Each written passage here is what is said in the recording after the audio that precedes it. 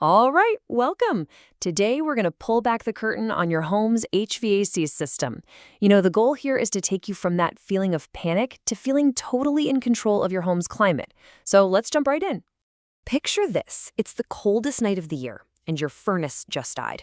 What do? That's a scenario that sends a shiver down your spine. And not just because it's cold, right?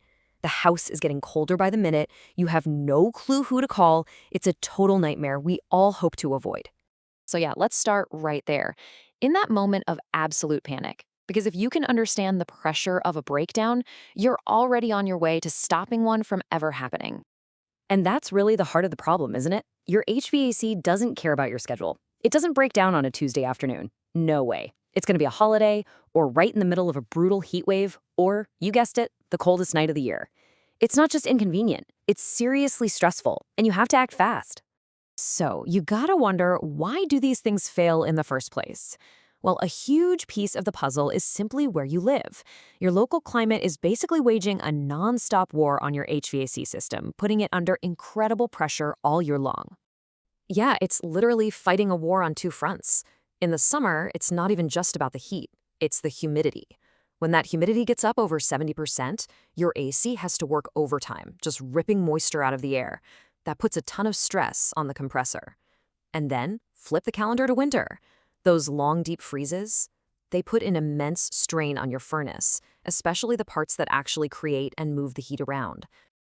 And get this, the fight isn't just happening outside, it's also happening right inside your own walls.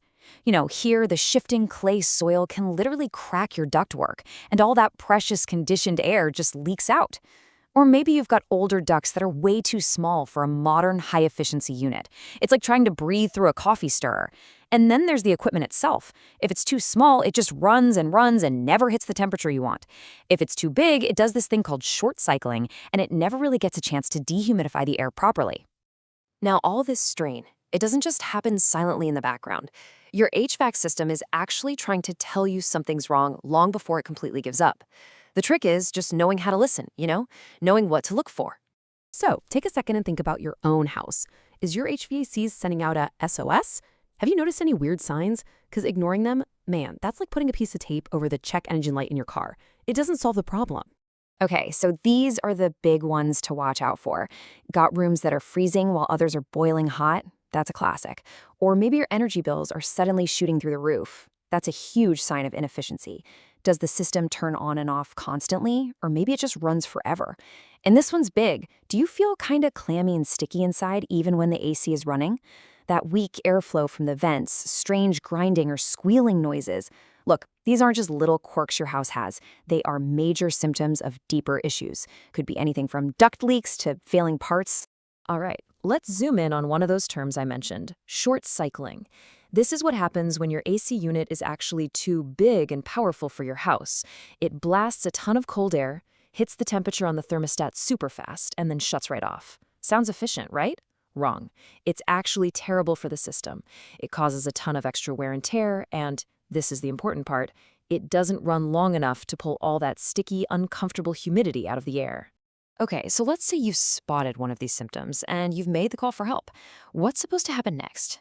Honestly, knowing what a good, high-quality service call looks like is your absolute best defense against getting a raw deal. The whole process should be super clear and professional. First thing, you should get a firm appointment window. None of that "will be there between 8 a.m. and 5 p.m. nonsense. Your time is valuable. Second, and this is crucial, the technician needs to find the root cause of the problem, not just slap a bandage on the symptom. And they have to give you a clear, upfront price before they touch anything. And finally, they should be using quality parts and then test the whole system afterward to make sure the fix actually, fixed it. And here's a little piece of wisdom from an honest contractor. They should always help you weigh the options, repair or replace. A really good rule of thumb is this. If the repair is going to cost around half of what a brand new unit would, then you should seriously be talking about replacement. It's not about them making a quick sale. It's about you making a smart, long-term investment. And these are the absolute non-negotiables, the hallmarks of a real pro. You should always get upfront pricing. No surprises on the final bill. The technicians better be licensed and certified. And frankly, they should respect your home. That means shoe covers, cleaning up their mess, the whole deal. And maybe most important of all, the repair should come with a guarantee. a warranty on both parts and labor that shows they stand behind their work and it protects you. So, we've walked through the crisis. But really, the ultimate goal here is to make sure you're never in that situation in the first place. And that means shifting your whole mindset, away from just reacting to problems and toward being proactive about reliability. Okay, if you remember one thing from all of this, let it be this. The vast majority of those emergency breakdowns, they're completely preventable.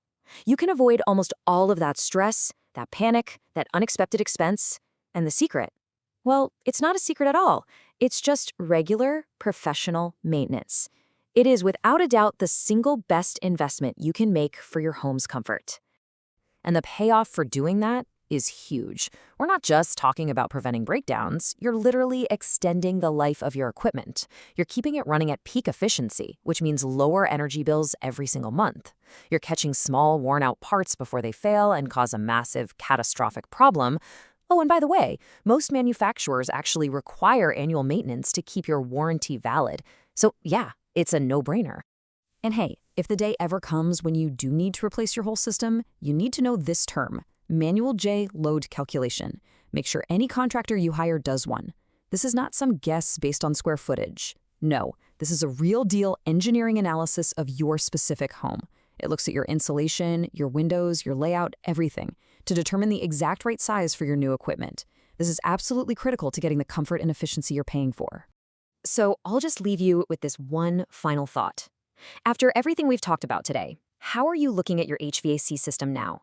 Is it just some box in the closet that you ignore until it breaks down?